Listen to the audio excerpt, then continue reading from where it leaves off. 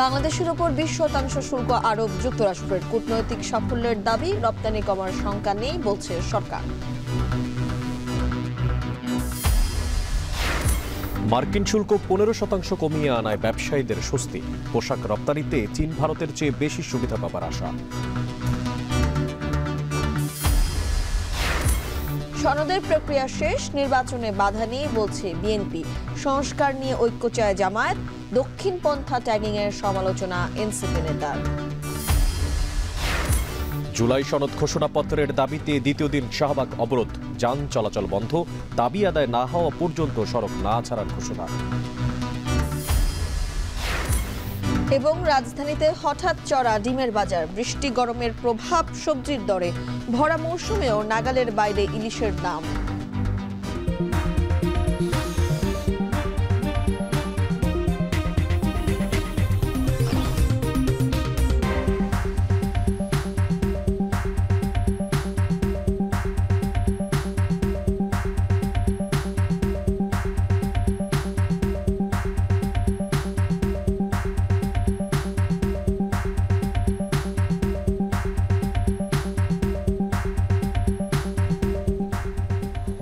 শুনছিলেন শিরোনাম। স্বাগত জানাচ্ছি এখন দুপুরে পুরো সংবাদ জুড়ে। সঙ্গে রয়েছি আমরা দুজন, আমি তানজিলা খান মিম এবং আমি মশিউর অনিক।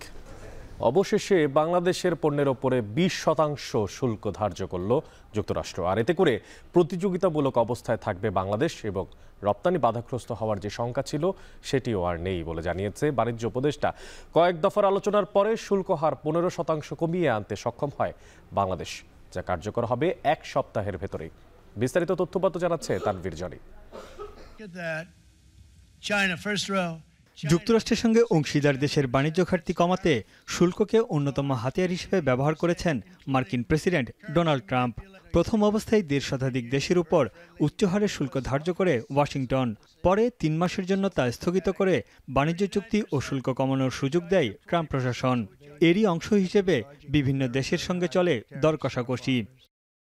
সম্প্রতি বাংলাদেশের উপর 35% শুল্ক আরোপ করে অন্তর্বর্তী সরকারকে চিঠি দেয় হোয়াইট হাউস। এরপরই 3 দফায় আলোচনায় বসে যুক্তরাষ্ট্র ও বাংলাদেশের প্রতিনিধি দল। বাণিজ্য বৃদ্ধি ও ঘাটতি মেটাতে বেশ কিছু শর্ত পূরণে একমত হয় দুই দেশ। এর মধ্যে যুক্তরাষ্ট্র থেকে 7 লাখ টন গম আমদানির পাশাপাশি এলএনজি ও বোয়িং কেনার বিষয়েও সমঝোতা হয় বাংলাদেশের সঙ্গে। এছাড়া বেসরকারিভাবে সয়াবিন ও তুলা আমদানি বাড়ানোর বিষয়েও একমত হয় ঢাকা ও ওয়াশিংটন। এরপরই 35 থেকে 15% কমিয়ে 20% শুল্ক নির্ধারিত হয় বাংলাদেশের রপ্তানি পণ্যে। তাৎক্ষণিক প্রতিক্রিয়ায় বাণিজ্য উপদেষ্টা শেখ বশিরউদ্দিন জানান, 20% শুল্ক আরোপে প্রতিযোগিতামূলক অবস্থায় টিকে থাকবে বাংলাদেশ। রপ্তানি বাণিজ্য খুব একটা বাধাগ্রস্ত হবার শঙ্কা নেই বলে জানান তিনি। বাংলাদেশের প্রত্যাশা 20%-এর নিচে ছিল। ফেসবুক পোস্টে একথা জানান প্রেস সচিব শফিকুল আলম। এতদিন বাংলাদেশি রপ্তানি পণ্যে গড়ে 15% শুল্ক বহাল ছিল। এখন নতুন 20% যুক্ত হয় যুক্তরাষ্ট্রের রপ্তানির ক্ষেত্রে বাংলাদেশকে গুনতে হবে মোট 35% শুল্ক, যা যুক্তরাষ্ট্রের সঙ্গে বাংলাদেশের 600 কোটি মার্কিন ডলারের বাণিজ্য ঘাটতি কমাতে অনেকটা সহায়তা করবে বলে আশাবাদী সংশ্লিষ্টরা। বাংলাদেশের বিদেশি আয়ের প্রধান চালিকা শক্তি বলা হয় তৈরি পোশাক শিল্পকে, যেখানে রপ্তানি আয়ের 80%ই আসে এই খাত থেকে। দেশের বার্ষিক জিডিপিতে পোশাক খাতের অবদান প্রায় 10%। বাংলাদেশের তৈরি পোশাক খাতের একক বড় ক্রেতা যুক্তরাষ্ট্র। দক্ষিণ এশিয়ার মধ্যে ভারতের উপরই সর্বোচ্চ 25% শুল্ক ধার্য করেছে যুক্তরাষ্ট্র। রাশিয়ার কাছ থেকে সামরিক সরঞ্জাম কেনার জন্য নয়াদিল্লির উপর শাস্তিমূলক শুল্ক আরোপ করে ট্রাম্প প্রশাসন। অন্যদিকে পাকিস্তানের সঙ্গে জ্বালানি তেলের মজুদ উন্নয়নের চুক্তি করে শুল্ক হার কমিয়ে 19% করেন ট্রাম্প। এছাড়া ইন্দোনেশিয়া, মালয়েশিয়া, ফিলিপিন্সের উপর 19 এবং শ্রীলঙ্কা ও ভিয়েতনামের উপর 20% শুল্ক ধার্য করেছে ওয়াশিংটন। বৃহস্পতিবার মার্কিন প্রেসিডেন্ট ডোনাল্ড ট্রাম্প নির্বাহী আদেশে নতুন আমদানি শুল্ক আরোপ করেন। যেসব দেশের সঙ্গে যুক্তরাষ্ট্রের বাণিজ্য সম্পর্ক এখনও অসম, সেই সব দেশের পণ্যের উপর আরোপ করা হয়েছে অতিরিক্ত শুল্ক। এ পর্যন্ত 70টিরও বেশি দেশের সঙ্গে নতুন শুল্ক হার নির্ধারণ করেছে যুক্তরাষ্ট্র, যা আগামী 7 আগস্টের মধ্যেই কার্যকর হবে। তানভীর জনি, এখন বিশ্ব। যুক্তরাষ্ট্রের সঙ্গে ঐতিহাসিক বাণিজ্য চুক্তি বাংলাদেশের জন্য কূটনৈতিক বিজয় বলে মন্তব্য করেছেন প্রধান উপদেষ্টা ডক্টর মোহাম্মদ ইউনূস। এজন্য বাণিজ্য প্রতিনিধি দলকে অভিনন্দন জানান তিনি। প্রেস উইংয়ের পাঠানো এক বিবৃতিতে প্রধান উপদেষ্টা বলেন, শুল্ক হার প্রত্যাশার চেয়ে 17 পয়েন্ট কমিয়ে 20% নামিয়ে আনতে সক্ষমতার পরিচয় দিয়েছে বাংলাদেশ, যা বাংলাদেশের অর্থনৈতিক স্বার্থ রক্ষা ও উন্নয়নের ধারা অব্যাহত থাকবে। শুল্ক ও বাণিজ্য ইস্যু নিয়ে গেল ফেব্রুয়ারি থেকে নিরলসভাবে কাজ করে যাচ্ছে অন্তর্বর্তী সরকার। 20% শুল্কে বাংলাদেশ প্রতিযোগিতামূলক সুবিধা ধরে রেখেছে, বিশ্বের বৃহত্তম ভোক্তা বাজারে প্রবেশাধিকারের সুযোগ বৃদ্ধি করেছে। শুল্কের খেলায় বাংলাদেশের পোশাক শিল্প আবারও আমেরিকার বাজারে প্রতিযোগিতায় ফিরছে, আর ডোনাল্ড ট্রাম্পের নির্বাহী আদেশেই তা সম্ভব হলো। বাংলাদেশের শুল্ক 15% কমিয়ে এবার 20% করেছে যুক্তরাষ্ট্র। বিশ্লেষকরা বলছেন, শুল্ক কমানোতে আমেরিকার পোশাক মার্কেটে বাংলাদেশ চীন ও ভারতের চেয়ে বেশি সুযোগ সুবিধা পাবে। বিস্তারিত আরিফ হোসেনের রিপোর্টে। বাংলাদেশের গার্মেন্টস শিল্পে উৎপাদিত তৈরি পোশাকের বড় একটি অংশের গন্তব্য মার্কিন যুক্তরাষ্ট্র। রপ্তানি উন্নয়ন ব্যুরোর হিসেবে গত অর্থ বছরে বাংলাদেশে মোট পণ্য রপ্তানির 17% গন্তব্য ছিল এই দেশটি। যুক্তরাষ্ট্রের বাজারে রপ্তানি হওয়া বাংলাদেশি পণ্যের 87%ই তৈরি পোশাক। যুক্তরাষ্ট্রের বাজারে তৃতীয় তৈরি পোশাক রপ্তানিকারক হিসেবে গত বছরে এই বাজারে $734 কোটি তৈরি পোশাক রপ্তানি করেছে বাংলাদেশের রপ্তানিকারকরা। গড়ে প্রতি মাসে $61 কোটি তৈরি পোশাক রপ্তানি হয়েছে যুক্তরাষ্ট্রে। চলতি বছরে সেই গড় বেড়ে দাঁড়ায় $74 কোটি। কিন্তু হঠাৎ অস্বস্তি তৈরি হয় চলতি বছরের 2 এপ্রিল। ওই দিন বাংলাদেশের ওপর 37% পাল্টা শুল্ক আরোপের ঘোষণা দেয় মার্কিন প্রেসিডেন্ট ডোনাল্ড ট্রাম্প। পরে 8 জুলাই এক চিঠিতে 2% কমিয়ে 35% শুল্কের কথা জানানো হয় ট্রাম্প প্রশাসনের পক্ষ থেকে। এই শুল্ক চাপ কমাতে সঙ্গেই উদ্যোগী হয় ডক্টর ইউনূসের অন্তর্বর্তীকালীন সরকার। পরে দফায় দফায় যুক্তরাষ্ট্রের সঙ্গে বৈঠক ও দেশটির সঙ্গে বাণিজ্য বাড়ানোর পদক্ষেপ নেয় বাংলাদেশ।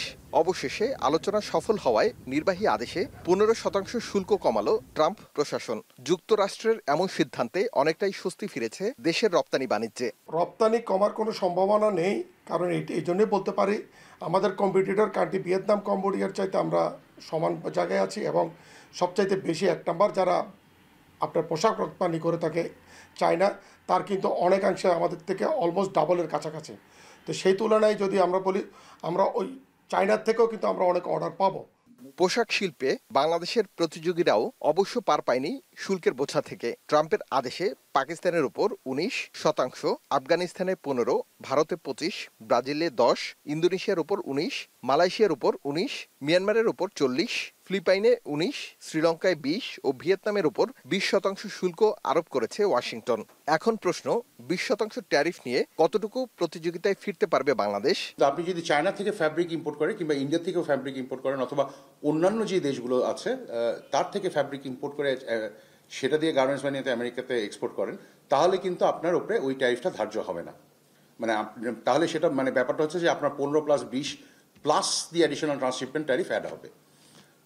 ফলে দেখা যাবে যে আমাদের যে এক্সিস্টিং বিজনেস মডেল, সেক্ষেত্রে একটা বড় ধরনের সমস্যা থেকেই যাবে। চীনের উপর মার্কিন শুল্ক না কমালে বাংলাদেশে পর্যাপ্ত ক্রয়াদেশ আসবে না বলে ধারণা অর্থনীতিবিদদের। 20% শুল্ক আরোপে আপাত হিসেবে ভারতের থেকে এগিয়ে থাকার সুযোগ রয়েছে বাংলাদেশের।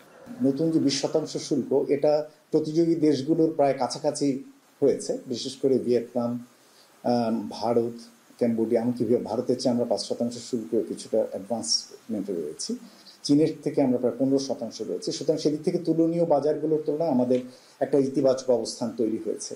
তৃতীয় দেশ থেকে আমদানি করে রপ্তানি ট্রান্সশিপমেন্ট শুল্ক 40% বাংলাদেশের জন্য কার্যকর না হলে চীন ও ভারতকে পেছনে ফেলে যুক্তরাষ্ট্রের বাজারে আরও এগিয়ে যাবে বাংলাদেশের রপ্তানি, প্রত্যাশা খাত সংশ্লিষ্টদের। আরিফ হোসেন, এখন, ঢাকা।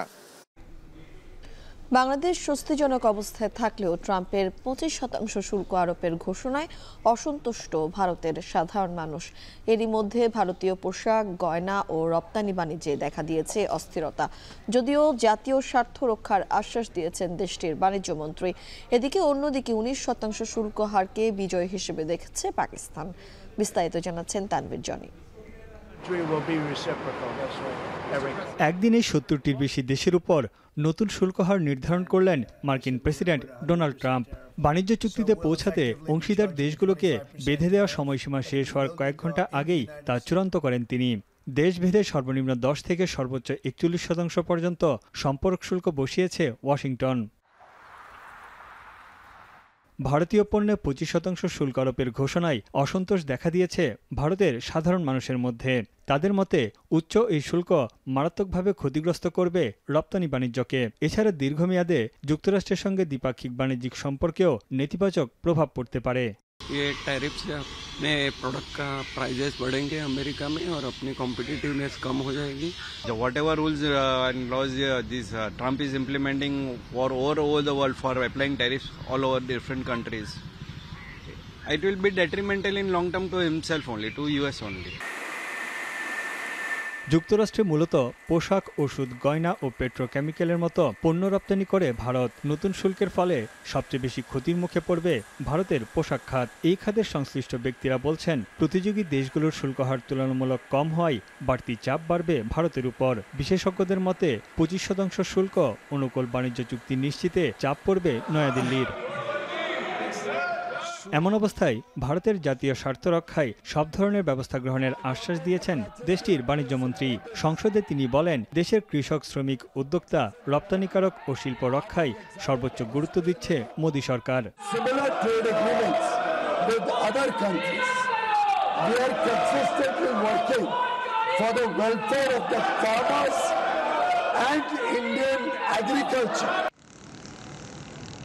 এদিকে ট্রাম্পের 19% শুল্ক আরোপকে স্বাগত জানিয়েছে পাকিস্তান। জ্বালানি তেলের মজুত উন্নয়নের চুক্তিকে ওয়াশিংটনের সঙ্গে বৃহত্তর অর্থনৈতিক ও কৌশলগত চুক্তি হিসেবে বর্ণনা করেছে Islamabad. A real win-win situation for Pakistan and the United States. और इसमें जो इन्वेस्टमेंट की उन्होंने बात की है, उन्होंने एक सेक्टर की बात की है, but there are number of sectors. পাকিস্তানের সঙ্গে যুক্তরাষ্ট্রের বাণিজ্য ঘাটতির পরিমাণ প্রায় $3 বিলিয়ন। দেশটির বাণিজ্যে 19% শুল্ক হারকে গেম চেঞ্জার হিসেবে বর্ণনা করেছেন পাকিস্তানি ব্যবসায়ীরা। তাদের মতে পাকিস্তানের সঙ্গে যুক্তরাষ্ট্রের অর্থনৈতিক সম্পর্ক আরও জোরদার হবে। তানভীর চানি, এখন বিশ্ব। আরএফএল ওয়াটার পাম্পের অটো থার্মাল টেকনোলজি, যা বেশি হিটে নষ্ট হয় না, শতভাগ মসৃণ, ব্রাশ ইম্পেলার নিশ্চিত করে অধিক পানির flow. RFL water pump on করলে পানির তুফান।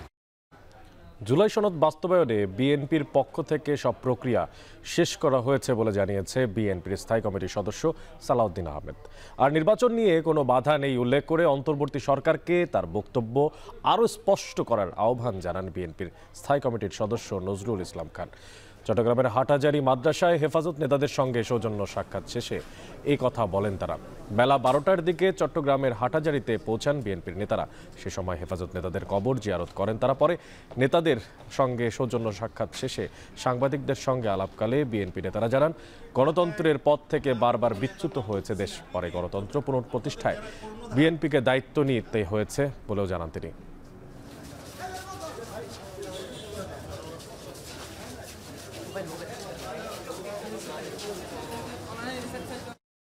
2 বছরের একটা সময়সীমা ওনারা প্রস্তাব করেছেন জাতীয় সংসদের পরবর্তী জাতীয় সংসদের গঠিত হওয়ার পরে, এবং সেখানে প্রতিশ্রুতি এবং অঙ্গীকার চেয়েছে রাজনৈতিক দলসমূহের পক্ষ থেকে। আমরা সেই অঙ্গীকার এবং প্রতিশ্রুতি আমরা প্রদান করেছি। আমরা আশা করি এই জুলাই জাতীয় সনদ এখনো স্বাক্ষরিত হয়নি, বাট গতকালকে পর্যন্ত সবার ঐকমতের ভিত্তিতে সমস্ত মৌলিক বিষয়গুলো একত্রিত করে সনদ হয়েছে। নির্বাচনের পথে কোনো বাধা আছে বলে আমরা মনে করি না। আমরা আশা করি যে খুব শিগগিরই সরকারের পক্ষ থেকে নির্বাচনের ব্যাপারে একটা দিক নির্দেশনা যাবে। জুলাই অভ্যুত্থানে আহত ও শহীদদের অবদান স্মরণ রাখতে 12 খণ্ডে 4টি ভাষায় অনুদিত বইয়ের মোড়ক উন্মোচন ও শহীদের তালিকা সম্বলিত ওয়েবসাইট উদ্বোধন করেছে জামায়াত ইসলামী। এতে অংশ নিয়ে সমমনা রাজনৈতিক দলের নেতারা বলেন, 71-এর চেতনা নিয়ে ব্যবসা করেছিল আওয়ামী লীগ, 24-এর চেতনা নিয়ে যাতে কেউ ব্যবসা করতে না পারে সেদিকে সজাগ থাকার আহ্বান জানান তারা। এ সময় নির্বাচনের পূর্বে বিচার সংস্কার ও জুলাই সনদের বাস্তবায়ন না হলে আন্দোলনে নামার হুঁশিয়ারি দেন তারা। বিস্তারিত জানাবেন ওমর ফারুক। প্রায় ১৫০০ মানুষের আত্মত্যাগের মধ্য দিয়ে জুলাই অভ্যুত্থানে পতন হয় দীর্ঘ ফ্যাসিবাদী শাসনের। সুযোগ তৈরি হয় গণতন্ত্রের নতুন যাত্রার। এই লড়াইয়ে শহীদদের তালিকা সম্বলিত ওয়েবসাইটের উদ্বোধন করল জামাত ইসলামী। মোড়ক উন্মোচন করা হয় দ্বিতীয় স্বাধীনতার শহীদ ও আহত যারা বইয়ের ইংরেজি ও আরবি তুর্কি ভার্সনের। এ সময় অনুষ্ঠানে উপস্থিত ছিলেন জুলাই অভ্যুত্থানে শহীদদের পরিবার ও আহতরা। এর আগে গণ অভ্যুত্থানের প্রত্যাশা ও প্রাপ্তি নিয়ে সেমিনারে বক্তব্য রাখেন ফ্যাসিবাদ বিরোধী আন্দোলনে অংশ নেওয়া বিভিন্ন দলের নেতারা। এ সময় এনসিপির মুখ্য সমন্বয়ক নাসিরউদ্দিন পাটোয়ারি বলেন, দক্ষিণ পন্থার ত্যাগ দিয়ে দেশে পুনরায় ইসলামপন্থীদের কোণঠাসা করার পায়তারা চলছে। একটি দল যখন জঙ্গিবাদের তকমা দিয়ে বাংলাদেশের মানুষকে নির্যাতন চালিয়েছিল, নতুনভাবে আবার কিভাবে দক্ষিণ পন্থা দেখিয়ে, জুজুর ভয় দেখিয়ে আবার মুসলমানদের উপর নির্যাতন চালাতে পারে, সেই ব্যবস্থা বর্তমানে আমরা দেখতে পাচ্ছি ভবিষ্যতের পথরেখা তারা তৈরি করছে। সেমিনারে জামাত ইসলামীর জেনারেল মিয়া গোলাম পরোয়ার বলেন, জুলাইয়ের অর্জনকে টেকসই করতে রাষ্ট্রের মৌলিক সংস্কার ও রাজনৈতিক দলগুলোর ঐক্য জরুরি। নতুন কোনো ফ্যাসিবাদের উত্থান বন্ধে সুষ্ঠু ও নিরপেক্ষ নির্বাচনের আশা তার। জুলাই গণ অভ্যুত্থানের অর্জনকে স্থায়ী, টেকসই এবং আরও সামনে এগিয়ে নিতে হলে এবং আওয়ামী সরকারের মতো ফ্যাসিস্ট শাসনের উদ্ভব যাতে না হতে পারে, সেজন্য প্রথমেই প্রয়োজন মৌলিক রাষ্ট্রীয় সংস্কার। এজন্য প্রয়োজন দেশের রাজনৈতিক দলসমূহের বৃহত্তর ঐক্যমত গড়ে তোলা। জুলাই সনদ ও ঘোষণা দ্রুত বাস্তবায়ন করতে হবে। অবাধ ও নিরপেক্ষ নির্বাচনের লক্ষ্যে লেভেল প্লেইং ফিল্ড নিশ্চিত করতে হবে। সভাপতির বক্তব্যে জামাতের নায়েবে আমির অধ্যাপক মুজিবুর রহমান বলেন, বাংলাদেশকে কল্যাণ রাষ্ট্র হিসেবে গড়ে তুলতে চায় তাদের দল। সত্যিকার যদি স্বাধীন করতে হয়, মানব রচিত মতবাদকে বাংলাদেশের জমিনে দাফন করে দিয়ে জাতীয় সংসদে কোরআনের আইনকে বিজয়ী করতে হবে, তাহলে সত্যিকার স্বাধীনতার মধ্যে বাংলাদেশের স্বাধীনতার সার্বভৌমত্বকে বিচার সংস্কার ও জুলাই সনদ বাস্তবায়নে কোনো ষড়যন্ত্র হলে তা প্রতিহত করার হুঁশিয়ারি দেন জামায়াতের নেতারা। জাতীয় ঐক্য গড়ে তোলার জন্য ওমর ফারুক, এখন, ঢাকা। জুলাই সনদ আর ঘোষণাপত্রের দাবিতে শাহবাগে জুলাই যোদ্ধাদের ব্যানারে দ্বিতীয় দিনের মতো অবস্থান কর্মসূচি পালন করছেন বিক্ষোভকারীরা। সেখানে আছেন আমাদের সাথে সবশেষ জানানোর জন্য সানি মৃধা। সানি, আপনার কাছ থেকে জানতে চাইছি, শাহবাগ মোড়ের বর্তমান কর্মসূচি কি চলছে কিনা, আর তারা কি বলছেন যারা আন্দোলন করছেন, যানবাহন যে পরিস্থিতি তার সবশেষ তথ্য আপনার মাধ্যমে জানতে চাই।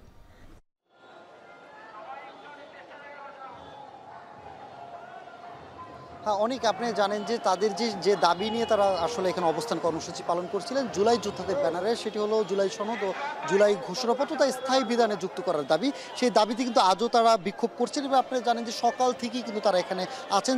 আপনি জানিয়ে রাখি যে গতকাল থেকেই কিন্তু তারা এখানে অবস্থান কর্মসূচি পালন করছেন এবং বিভিন্ন স্লোগানের মাধ্যমে তাদের দাবিগুলো তারা উত্থাপন করছেন।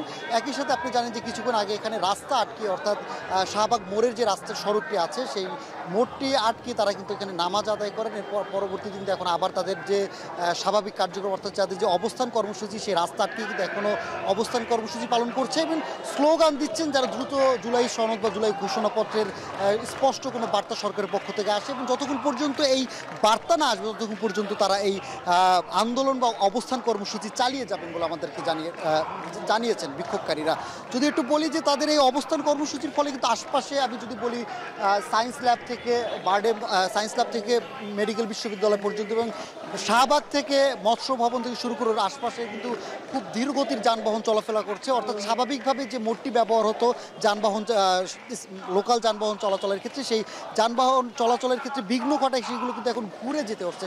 এর ফলে কিন্তু পথচারী থেকে শুরু করে যারা সাধারণ যাত্রী রয়েছেন, যেহেতু আজকে শুক্রবার সরকারি ছুটির দিন, সাপ্তাহিক ছুটির দিন, এই সাপ্তাহিক ছুটির দিনের ফলে কিন্তু সেরকম একটা যানবাহনের চাপ নেই। তবে যতটুকুন আছেন ততটুকুই কিন্তু তারা দুর্ভোগ পোহাতে হচ্ছে। আমরা বেশ কিছু পথচারী বা যারা গাড়ি চালকদের সাথে কথা বলেছেন তারা তাদের কণ্ঠে ক্ষোভ প্রকাশ করেছেন। অর্থাৎ তাদের এই এতটুকু রাস্তা ঘুরে যাওয়ার ফলে যেখানে 10 মিনিটের রাস্তা তারা আধা ঘন্টা কি এমনকি 1 ঘন্টারও বেশি সময় লাগছে, এর ফলে কিন্তু তাদের কিন্তু খরচও বেড়ে যাচ্ছে বলে তারা অভিযোগ করেছেন। একই সাথে কিন্তু যারা যাত্রীরা ছিলেন তারাও বিরক্তির একটা প্রকাশ করেছে যে প্রতিনিয়ত এরকম রাস্তা আটকে আসলে আন্দোলনটা আসলে তারা আসলে খুব একটা সমর্থন করে না। তবে এখানে যারা আন্দোলন করে আসছেন তারা কোনোভাবেই সড়ক ছাড়বেন না বলে ঘোষণা দিয়েছেন, যে যতক্ষণ পর্যন্ত যে যদি এই জুলাই সনদ, জুলাই ঘোষণাপত্র তা স্থায়ী বিধানে যুক্ত করার বিষয়ে সরকারের পক্ষ থেকে কোনো স্পষ্ট বার্তা না আসে ততক্ষণ পর্যন্ত তারা এখানেই থাকবেন। শুধু এখানে যারা জুলাই যোদ্ধাদের ব্যানার যারা আছেন, শুধু ঢাকার না, ঢাকার বাইরেও বিভিন্ন জেলা থেকেও তারা এখানে এসেছেন।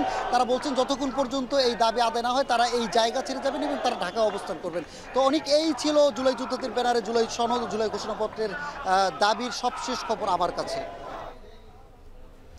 জুলাই সনদ আর ঘোষণাপত্রের দাবিতে রাজধানীর শাহবাগে অবস্থান কর্মসূচি পালন করছেন বিক্ষোভকারীরা। সেখান থেকে সবশেষ তথ্যপাত্র জানাচ্ছিলেন সানি মৃধা। এদিকে রাজনৈতিক সংশ্লিষ্টতার অভিযোগে সেনা কর্মকর্তার বিরুদ্ধে তদন্ত আদালত গঠন করেছে সেনাবাহিনী। আইএসপিআর-এর পাঠানো সংবাদ বিজ্ঞপ্তিতে জানানো হয়েছে, সম্প্রতি একটি আইন শৃঙ্খলা রক্ষাকারী বাহিনীর মাধ্যমে বাংলাদেশ সেনাবাহিনীর এক জৈন কর্মকর্তার বিরুদ্ধে রাজনৈতিক সংশ্লিষ্টতা সংক্রান্ত অভিযোগ পাওয়া যায়।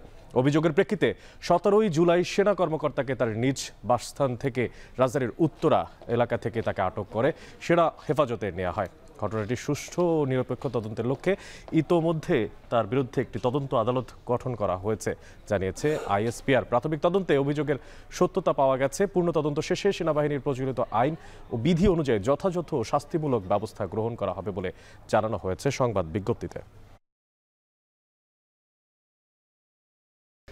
অনেক রাজধানীতে হঠাৎ করে ফার্মের মুরগির ডিমের দাম বেড়ে গিয়েছে এবং সপ্তাহ ব্যবধানে 10 থেকে 15 টাকা সেই দাম বেড়ে এখন ডজন প্রতি ডিম বিক্রি হচ্ছে 130 থেকে 135 টাকা পর্যন্ত, আর 260 টাকার সোনালী মুরগি বিক্রি হচ্ছে 300 টাকা পর্যন্ত। এছাড়া কিন্তু টানা বৃষ্টি আর পাশাপাশি দেখেছেন কখনো বৃষ্টি আবার কখনো গরম, আর এতে করে কিন্তু সবজির বাজারেও বেশ কিছুটা প্রভাব পড়েছে। বিশেষ করে বড় বাজারের তুলনায় পাড়া মহল্লাতে দাম কিন্তু কিছুটা বেশি দেখা যাচ্ছে। বিস্তারিত এই বিষয়ে আমাদের কাছে একটা প্রতিবেদন আছে, মাঝারি মনের, দেখে নেব সেটি। প্রতি শুক্রবারের মতো সাপ্তাহিক ছুটির দিনে বাজারে গৃহিণী সালমা কাশেম শুরুতেই ডিমের দোকানে এসে জানলেন দাম বাড়ার কথা। সপ্তাহ ব্যবধানে 10 টাকা বেশি দিয়েই ডিম কিনলেন তিনি। আমরা তো সাধারণ জনগণ হলে আমরা জিম্মি, আমাদের শুধু টাকা যা যাইতেছে, আমাদের মাসে 5000 টাকা আরো বেড়ে গেছে খরচ। মানে এই সপ্তাহে মনে করেন একটু বাড়তি, সবাই বলতেছে যে খামারে নাকি ক্রাইসিস ডিমের। রাজধানীতে হঠাৎ করেই বেড়েছে ফার্মের মুরগির ডিমের দাম। গত সপ্তাহের তুলনায় 10 টাকা বেড়ে ডজন প্রতি বাদামি ডিম 130 ও সাদা ডিম 120 টাকায় বিক্রি হচ্ছে। সরবরাহ কমায় দাম বেড়েছে বলছেন বিক্রেতারা। পর্যাপ্ত পরিমাণের মাল নাই, তারপরে শাক তরকারির দাম বেশি, মাছের দাম বেশি, এই জন্য ডিমের প্রভাব পড়ছে। আমরা তো আড়ত থেকে কিনে আনি, আর তো বেশি দামে ওরা হেরা বিক্রি করে, আমরা বেশি দামে কিনে আনি, আমাকে তো একটু বেশি দামে বিক্রি করা লাগে। বৃষ্টির অজুহাত মুরগির দামেও। গত সপ্তাহ থেকে 10 টাকা কমে ব্রয়লার মুরগি 150 টাকায় বিক্রি হলেও সোনালী জাতের মুরগি 260 থেকে বেড়ে 300 টাকায় বিক্রি হচ্ছে। সোনালী গত সপ্তাহে বেচেছি 260 টাকায়, আজকে বেচতেছি 300 টাকা, 290 টাকা। বৃষ্টির কারণে মুরগির দামটা বাড়ছে, মুরগির লোড আনলোড করতে পারতেছে না। তো 1 কেজিটা 300 বা তার চেয়ে বেশি বিক্রি করছে, মানে কিছু বেড়ে কেজি প্রতি 20, 30, 40 টাকা করে বেড়ে গেছে। এদিকে টানা বৃষ্টি ও গরমের প্রভাব পড়েছে কাঁচা বাজারেও। মানভেদে কাঁচামরিচ ও টমেটো বিক্রি হচ্ছে 130 থেকে 150 টাকা দরে, আর কাকরোল, ঢেঁড়স, চিচিঙ্গা, বেগুন, ধুন্দুল সহ অন্যান্য সবজি 40 থেকে 70 টাকা কেজি প্রতি বিক্রি হচ্ছে। শুক্রবারে তো দাম বেশি একটু থাকে, চিচিঙ্গা অন্যদিন 30 টাকা থাকে, আজকে 40 টাকা। মাল কম আসে এই কারণে দামটা বেশি, আবার অনেক সময় কমেও যায়, মানে মালটা একটু বাজারে বেশি আসলে দাম কমে যায়। গত সপ্তাহের তুলনায় বিভিন্ন প্রজাতির মাছের সরবরাহ কমেছে বাজারে। গরু ও খাসির মাংসের দাম অপরিবর্তিত রয়েছে। মাঝার ইমন, এখন, ঢাকা।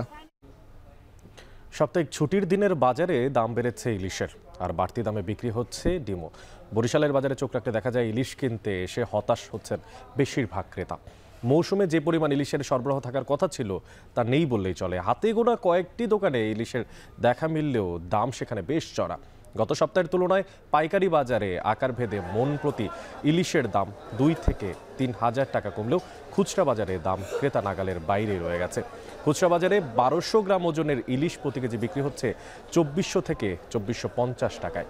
1 কেজি ইলিশের দাম 2300 থেকে 2400 এবং 700 থেকে 900 গ্রামের ইলিশ বিক্রি হচ্ছে 2100 থেকে 2150 টাকায়। এদিকে বগুড়ার দিকে চোখ রাখলে দেখা যায় বগুড়ার বাজারে ঊর্ধ্বমুখী ডিমের দাম 2-3 দিনের ব্যবধানে হালি প্রতি 4 থেকে 6 টাকা বেড়ে আজকের বাজারে ডিম বিক্রি হচ্ছে 44 থেকে 46 টাকা পর্যন্ত। হঠাৎ দাম বৃদ্ধিতে বিপাকে পড়েছে সাধারণ ক্রেতারা।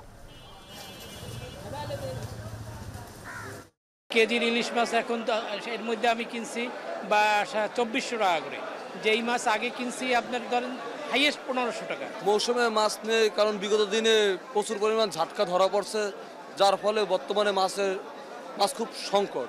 মাছের বাজার বেশি, সবজির বাজার বেশি, এই জন্য ডিমের উপরে প্রভাব পড়ছে। 42 টাকা ছিল 3-4 দিন আগে, হ্যাঁ, আর এখন আপনি বেচতেছে আপনি 44। আজকে দেখা যায় হচ্ছে 44 টাকা খালি, কালকে এখন কমে না 48। আর কোনো বিচার নাই, বেনে যে মুখে যাবি ওই মুখে বিপদ হবে। উত্তরার মাইলস্টোন স্কুলে বিমান বিধ্বস্তের 12 দিন পেরিয়ে গেলেও এখনও স্বজনদের স্মৃতি খুঁজে বেড়াচ্ছেন অভিভাবকরা।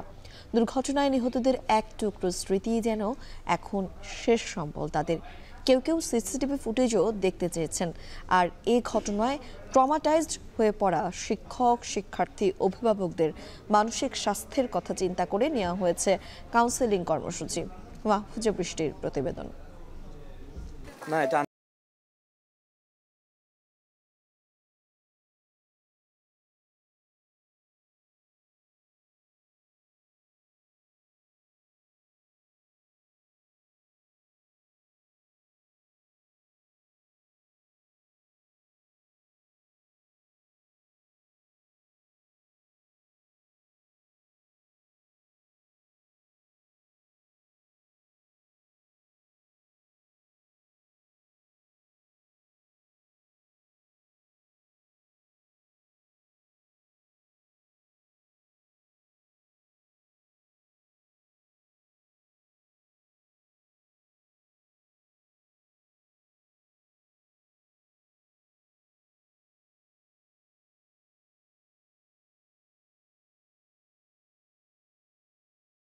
সেট করা ছিল কি না, সেট করা থাকলে একটা ফুটেজ থাকবে, ফুটেজ থাকলে আমি আসলে একটু ওটা চাই, ওটা একটু দেখতে চাই যে আমার ভাগ্নি আসলে তখন কোথায় দাঁড়ানো ছিল।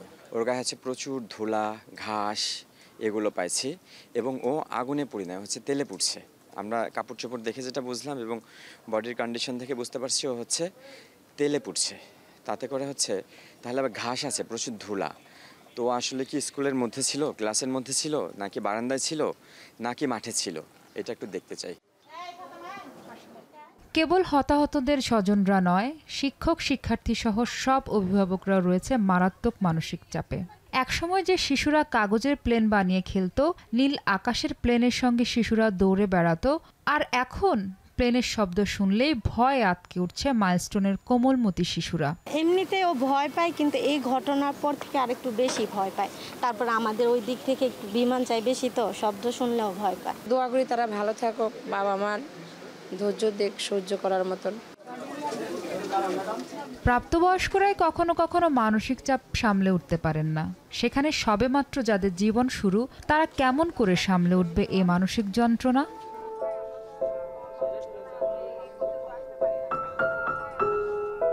আর যারা বেঁচে নেই, কি হবে তাদের পরিবার পরিজনের? সন্তানের স্মৃতি হাতড়েই কি জীবন কাটবে তাদের? বলছেন মায়েরা।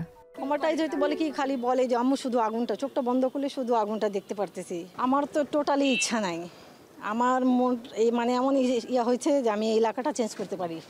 আমার এখানে থাকারও ইচ্ছা নেই, আমার বাচ্চার স্কুলও চেঞ্জ করার আমার ইচ্ছা আছে। আমি ডিসিশন নিতেছি আর কি। এখন কেমন চুপচাপ হয়ে গেছে, এখন আর আগের মতো ওরকম আসে না। আগে কত কথা বলতো, কত ডাকাডাকি আম্মু এটা সেটা অনেক কথা বলতো, কিন্তু এখন মানে মানসিকভাবে একদম দুর্বল হয়ে পড়ছে। আর তাই এ দুর্ঘটনায় ট্রমাটাইজ হয়ে পড়া শিক্ষক, শিক্ষার্থী, অভিভাবকদের মানসিক স্বাস্থ্যের কথা চিন্তা করে শুরু করা হয়েছে কাউন্সেলিং কর্মসূচি।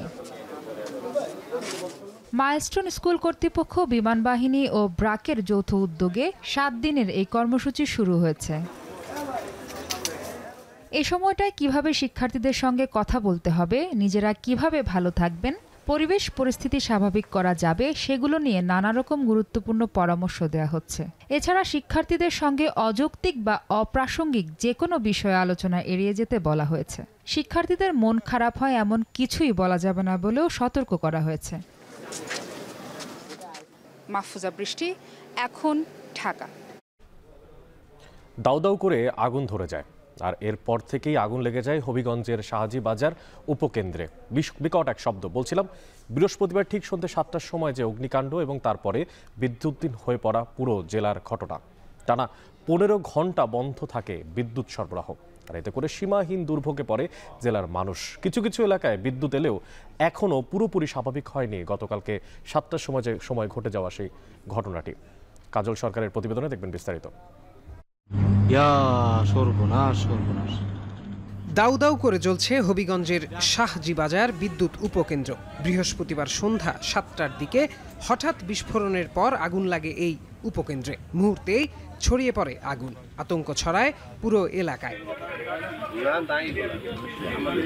আগুন লাগার পরপরই পুরো জেলা বিদ্যুৎহীন হয়ে পড়ে। শহর থেকে শুরু করে প্রত্যন্ত গ্রাম সবখানেই সরবরাহ বন্ধ হয়ে যায়। শহরবাসীকে ভোগান্তি পোহাতে হয় সবচেয়ে বেশি। বিদ্যুৎ না থাকায় পানি সংকট দেখা দেয় বাসাবাড়িতে। সেই সাথে রাতভর গরমে অতিষ্ঠ হয়ে পড়েন সাধারণ মানুষ। গতকাল থেকে কারেন্ট ছিল না, টমটম বা অটো রিক্সা এগুলো তো বন্ধই, এগুলো চলে না। ব্যবসা বাণিজ্যের অবস্থা খারাপ ছিল। আমাদের উডেলে কালকে 12টা থেকে কারেন্ট নাই। আমাদের অতিথি যারা আইছে, মেহমানগুলো আইছে, বর্ডারগুলো আইছে, মানে আমরা পানি দিতে পারতেছি না। আমরা খুব বিভ্রান্ততে আছি। গতকালকে সন্ধ্যা থেকে সন্ধ্যা 7টা থেকে এখন পর্যন্ত বিদ্যুৎ আসে নাই। আমরা খুব ভোগান্তির মধ্যে আছি। ব্যবসা বাণিজ্য একেবারেই বন্ধ। বাসাতে আপনার পানি নাই, গোসল করতে পারতেছি না। দীর্ঘ 15 ঘন্টা বন্ধ থাকার পর কিছু এলাকায় ফিরতে শুরু করেছে বিদ্যুৎ, কিন্তু এখনও পূর্ণমাত্রায় বিদ্যুৎ পাচ্ছেন না গ্রাহকরা। বিদ্যুৎ উন্নয়ন বোর্ডের 18 মেগাওয়াট চাহিদার বিপরীতে মিলছে মাত্র 10 মেগাওয়াট, আর পল্লী বিদ্যুতের 170 মেগাওয়াট চাহিদার বিপরীতে দেওয়া হচ্ছে মাত্র 25 মেগাওয়াট। বিকল্প পদ্ধতিতে কিছু গ্রাহককে শ্রীমঙ্গল ও ব্রাহ্মণবাড়িয়া থেকে বিদ্যুৎ সরবরাহের কথা জানায় REB। 25/140 একটা ট্রান্সফরমার চালু হয়েছে, এক মাধবপুর বাদে আর সকল উপজেলা পরিবার বিদ্যুৎ পাইছে। তিনটের ভিতরে একটা চালু হয়েছে, যে একটা দিয়ে 34 মেগাওয়াট লোড নেওয়া যাচ্ছে আর কি। বাকি দুটো আর একটা হয়তো সন্ধ্যা নাগাদ চালু হবে, আর একটা কালকে, এরকম। ক্ষয়ক্ষতি নিরূপণ ও মেরামতের পর জানা যাবে অগ্নিকাণ্ডের প্রকৃত কারণ। এখন হবিগঞ্জ। আমার পেছনে দুটো শিশুর ছবি। যুদ্ধবিধ্বস্ত গাজার কোনো এক প্রান্তে তারা শুয়ে আছে। তারা হয়তোবা অপেক্ষা করছে খাবারের জন্য। দুমুঠো খাবার তো যা পাবে সেটা সংগ্রহ করতে গেলেও পেতে পারে তারা গুলি, কিংবা সে খাবার না আনতে গেলে ক্ষুধার জ্বালায় মারা যাবেন তারা। বলছিলাম বিশ্বজুড়ে নিন্দার ঝড় ওঠা গাজার ঘটনার কথা। গাজায় এবার GHF খাদ্য বিতরণ কেন্দ্রে শেষমেশ এত ঘটনার পরবর্তীতে পরিদর্শনে যাচ্ছে মার্কিন প্রেসিডেন্ট ডোনাল্ড ট্রাম্পের বিশেষ দূত স্টিভ উইটকফ। এর মধ্যেও আগ্রাসন থামায়নি ইসরায়েলি বাহিনী। আর এই পরিস্থিতিতে সাংবাদিকদের প্রশ্নের জবাবে গাজা সংকটের জন্য স্বীকার করেছেন মার্কিন প্রেসিডেন্ট ডোনাল্ড ট্রাম্পও। তবে তারপরেও তিনি দোষারোপ করছেন হামাসকে। গাজার স্বাস্থ্য মন্ত্রণালয় জানিয়েছে অনাহার আর অপুষ্টিতে মৃতের সংখ্যা এবার গিয়ে দাঁড়িয়েছে 150, আর এর মধ্যে 89 জনই রয়েছেন শিশু। তৌহিদুর রহমান জানাবেন বিস্তারিত। পেটে ক্ষুধার যন্ত্রণা নিয়ে দীর্ঘ 12 কিলোমিটার পথ হেঁটে ত্রাণ কেন্দ্রে গিয়ে কিছু খাবারও পেয়েছিল গাজার বালক আমির। ত্রাণ পেয়ে বেশ খুশিও হয়েছিল সে। তবে কিছুক্ষণ পরে ইসরায়েলি সেনাদের গুলিতে প্রাণ যায় শিশু আমিরের। এমনই ভয়াবহ তথ্য তুলে ধরেছেন GHF সাহায্য কেন্দ্রের নিরাপত্তারক্ষী হিসেবে কাজ করতে যাওয়া মার্কিন সেনা অ্যান্থনি আগুইলার। অনাহারে ধুঁকতে থাকা গাজাবাসীর উপর এভাবেই হত্যাযজ্ঞ চালাচ্ছে ইসরায়েল। এ নিয়ে 2023 সালের 7 অক্টোবর থেকে এখন পর্যন্ত গাজা ইসরায়েলি হামলা ও অপুষ্টিতে প্রায় 18,600 শিশু নিহত হয়েছে। গাজা উপত্যকায় ভয়াবহ খাদ্য সংকটের কথা স্বীকার করেছেন মার্কিন প্রেসিডেন্ট ডোনাল্ড ট্রাম্পও। তবে এর জন্য ইসরায়েলকে নয়, দোষারোপ করেছেন গাজা ভূখণ্ডের স্বাধীনতাকামী গোষ্ঠী হামাসকে। জানালেন খাদ্য সহায়তার জন্য $60 মিলিয়ন সহায়তা দিয়েছে যুক্তরাষ্ট্র। Oh, it's terrible what's occurring there, yeah. It's a terrible thing. People are very hungry. You know, the United States gave $60 million for food. Part of the problem is Hamas is taking the money and they're taking the food.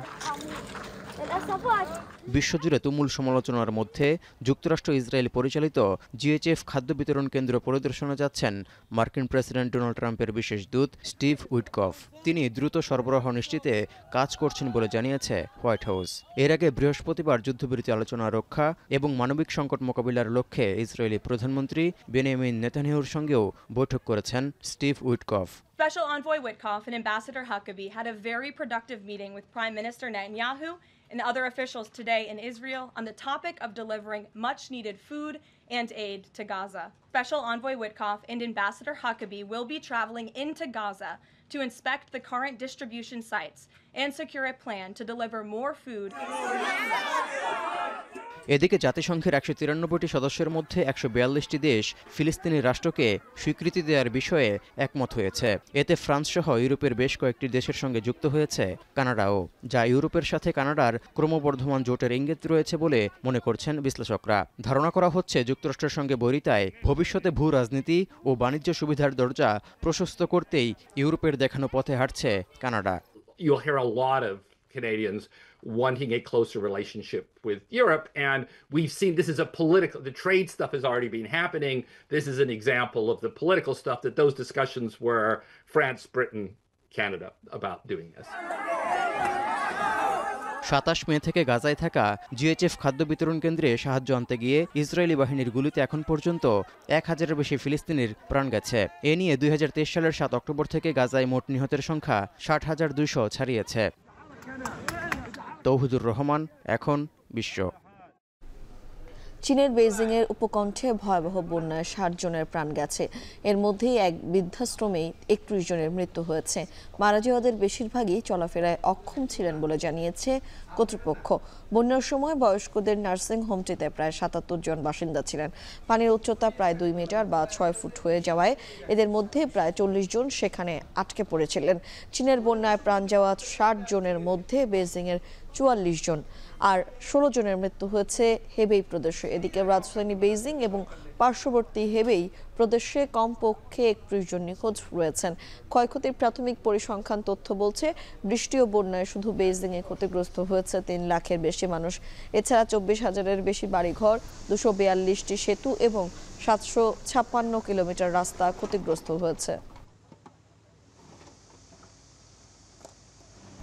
আপনারা দেখছিলেন এখন দুপুর। তার আগে শেষ করব, তবে শিরোনামগুলো জানাবো আরেকবার। বাংলাদেশের উপর 20% শুল্ক আরোপ যুক্তরাষ্ট্রের, কূটনৈতিক সাফল্যের দাবি রপ্তানি কমার শঙ্কা নেই বলছে সরকার। মার্কিন শুল্ক 15% কমিয়ে আনায় ব্যবসায়ীদের স্বস্তি, পোশাক রপ্তানিতে চীন ভারতের চেয়ে বেশি সুবিধা পাবার আশা। সনদের প্রক্রিয়া শেষ, নির্বাচনে বাধা নেই বলছে বিএনপি। সংস্কার নিয়ে ঐক্য চায় জামায়াত, দক্ষিণ পন্থা ট্যাগিং এর সমালোচনা এনসিপি নেতার। জুলাই সনদ ঘোষণাপত্রের দ্বিতীয় দিনেও শাহবাগ অবরোধ, যান চলাচল বন্ধ, দাবি আদায় না হওয়া পর্যন্ত সড়ক না ছাড়ার ঘোষণা। এবং রাজধানীতে হঠাৎ চড়া ডিমের বাজার, বৃষ্টি গরমের প্রভাব সবজির দরে, ভরা মৌসুমেও নাগালের বাইরে ইলিশের দাম। এই ছিল এখন দুপুরে। এখন টেলিভিশন ওয়েবসাইটে দেখতে ভিজিট করুন এখন.tv। এছাড়া এখন টেলিভিশন ফেসবুকে দেখতে ভিজিট করুন facebook.com/tv.এখন এবং ইউটিউবে এখন টেলিভিশন দেখতে ভিজিট করুন youtube.com/c/echontv।